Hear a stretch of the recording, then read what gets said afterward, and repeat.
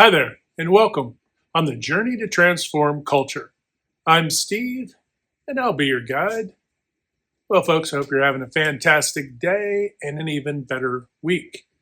All right, folks, well, for this video, we're going to talk a little bit about, obviously, we're going to dive in and talk about organizations and culture and all the different groups and all the fun things. But from the perspective of fire, water, earth, air, right? And don't worry, this isn't woo-woo. It'll make sense as we go. Trust me. But so let's get it kicked off pretty simply, because I think some of these analogies might ring true, hopefully for you, and allow you to see a little visually, also verbally, visually, how things kind of interact and play off one another. When you think of fire, right?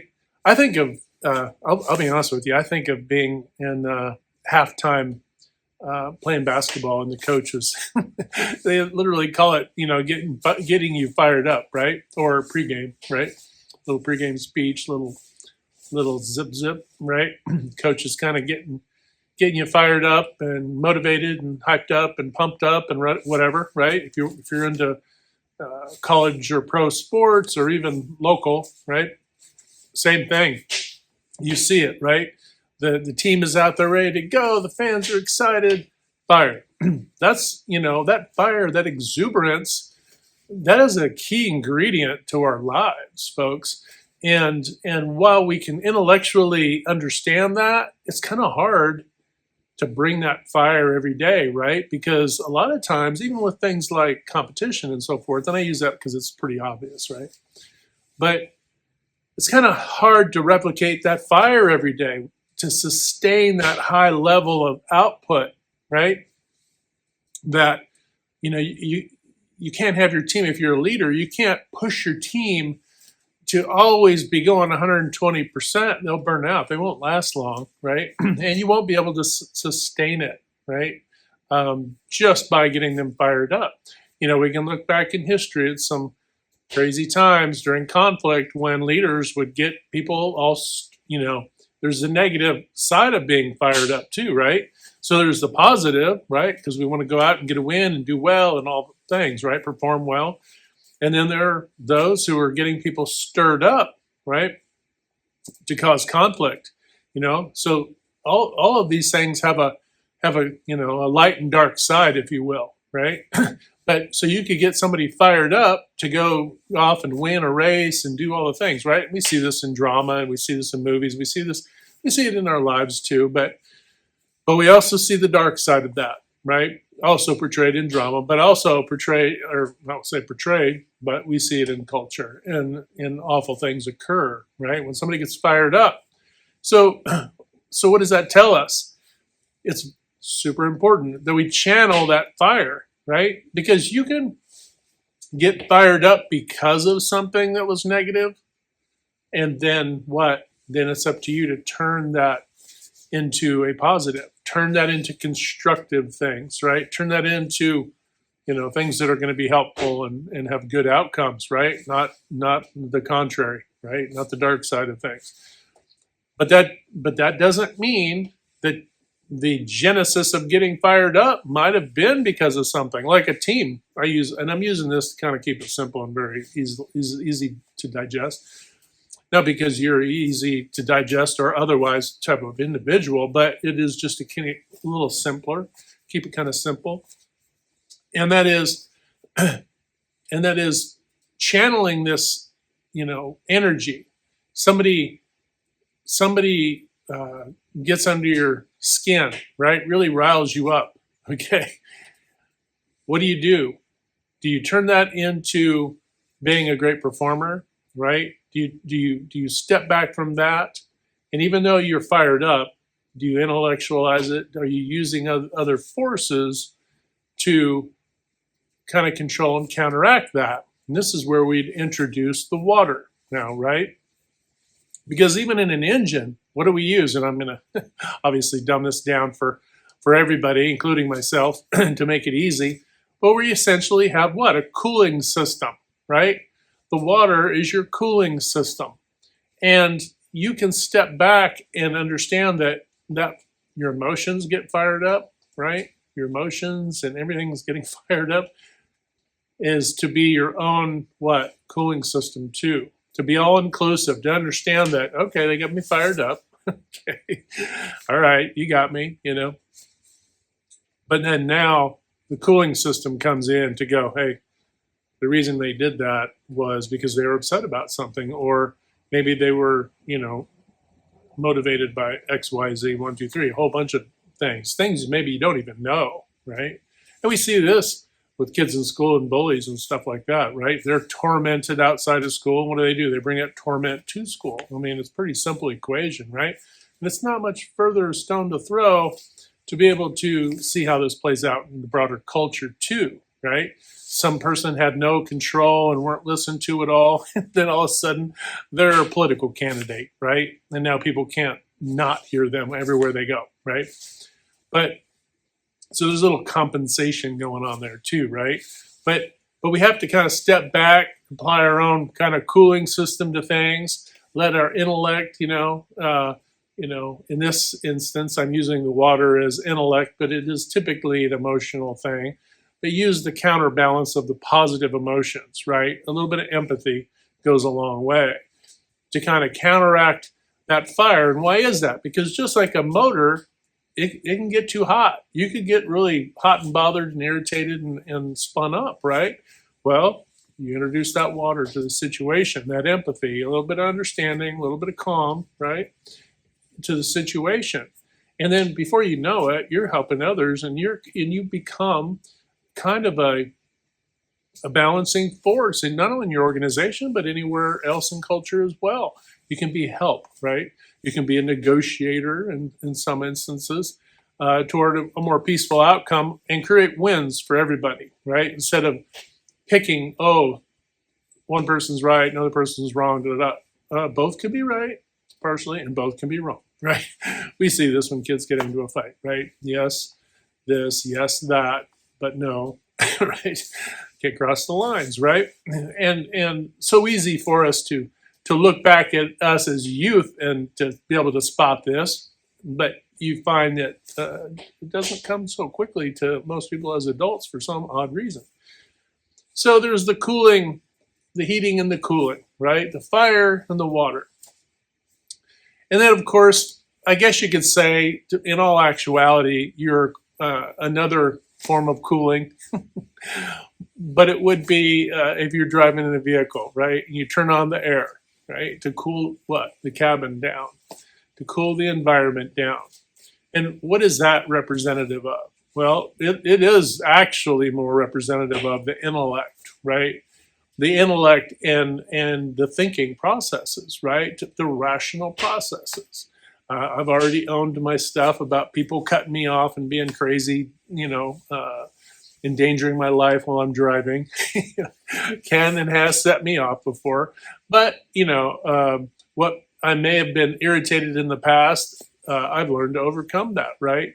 To understand that, sometimes accidents happen, but also sometimes people are going 100 different directions. And while that's no excuse, I can understand where it's coming from, right? It's not a mystery. Things aren't a mystery. And why is that? Because you can intellectualize.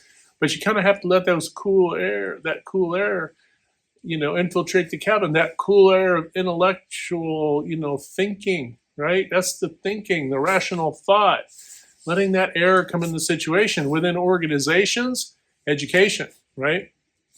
And this is a thing where a lot of leaders get snagged up with their teams because they aren't informing their teams well enough about the bigger picture of what's going on. And so team members feel like that they're in the dark, right? So intellectually, the cabin temperature is warm, right? They're overheating and they can't see either, right? It doesn't help that they can't see. So you've got some of these things going on. Actually, you got all these things going on typically all at once. And for a leader, you could have people in an organization, some are fired up, some are, just fine. They're cooled down, they're regulating and they're fine. You have some who are intellectualizing and it's all good. And then, you've got a mix. And so you go to where that's, where you're needed, hopefully as a leader or in any capacity. You don't have to be the leader. You could be at any level of leadership within an organization to be able to go in, and you should be able to manage these elements within you so that you can manage the elements. And that isn't to say control, but that is to say make people aware, to be an understanding, intellectual, calming presence for folks, right? Because you're not going to get anywhere if you're otherwise. You just aren't. And oftentimes you're going to see that your results, productivity, quality, and how your team's getting along and how much cohesion there is, it kind of is directly reflected based on your ability to get out of your silo and go out there and be an informative, calming, and fire people up too. I don't mean fire people, but to fire them up, okay? To fire them up for who? Not for you, not for you. You're all to get fired up for what? The customer. The customers who we get fired up for, taking care of our customers. We are all advocates for the customer, right? So that brings me to the earth side of this thing, right? Sometimes all of those things playing themselves together, in a sense, you kind of have to ground people in the reality. Yeah, it's part of informing them and communicating and all of that. But it's an intellectual and emotional and everything process. But sometimes the grounding has to be, this is where being real, right? Being pragmatic. Hey, these are the forces working for us, and these are the forces working against us, right? It could be market forces, could be competitors, all the things, right? But these are the forces working for us and working against us. Hey, we have a high turnover rate, so we need to work, a little bit harder to be more of a welcoming team toward the new team members, right? So you may have conversations like that, these grounding conversations, right, that are pragmatically helping people to keep both feet on the ground. Because ultimately, if we perform well and if we're regulating all these things and we're on top of our game, right, then what? We retain people. It's easier for the organization to do what it needs to do to reach its objectives and its, broader goals, and, serving the customer, but also keeps costs in check. And what? It ensures that the entire team has a growing, thriving organization to continue working at and enjoying, right? And having some fun. Because mixed in with all of this, look, folks, you can have fun with all of this, right? You can have fun, but there are days when you may be more on the water side of the house. It may be somebody, we've all had, tragedy strike, and sometimes you need to be an emotional presence for folks and be I would say a helping hand, but sometimes you need to be an ear, right? You need to be an ear for people who are struggling, right? We have to have enough empathy. If we don't have empathy, folks, it's not just, hey, fire everything up and go, go, go, 120 all the time. Although it can be that we're doing that as much as possible. But there needs to be some empathy sewn in to our operation, right?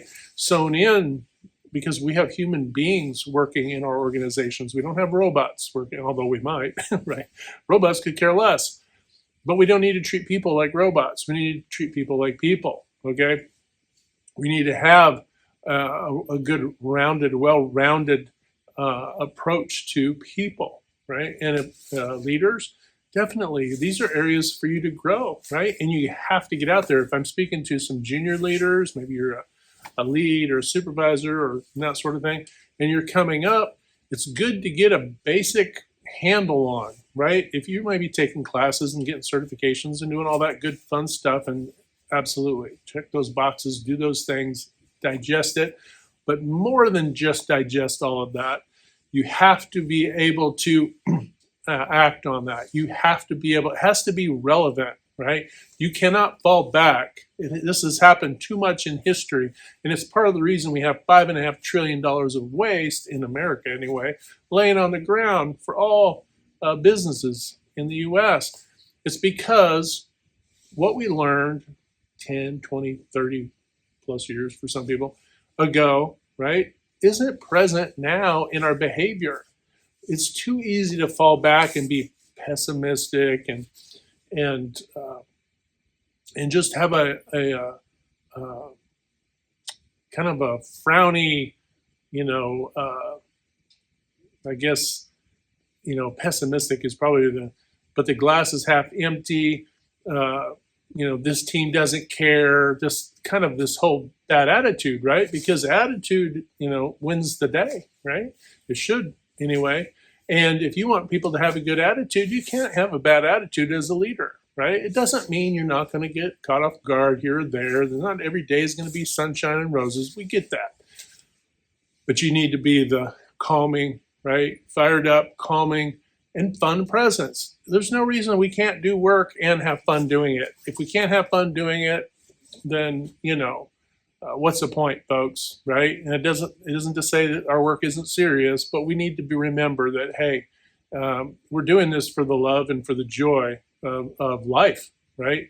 And at some point, we need to be able to recognize that. And in those moments where we can have a little bit of levity and keep people, keep their heart light, right? Because it's hard to keep people fired up and for them to be able to fire themselves up and have a good attitude if we're not bringing that same thing to the table. So anyway, just a little video today to talk a little bit about fire, water, earth, and air, and just talk a little bit about how just thinking in a visual sense about some of these elements and how those things applied to what and how we execute work and how we deal with each other as a team and build our cohesion and build that camaraderie and build on all the wins that we had to get more wins and eliminate, the things that are holding us back, right?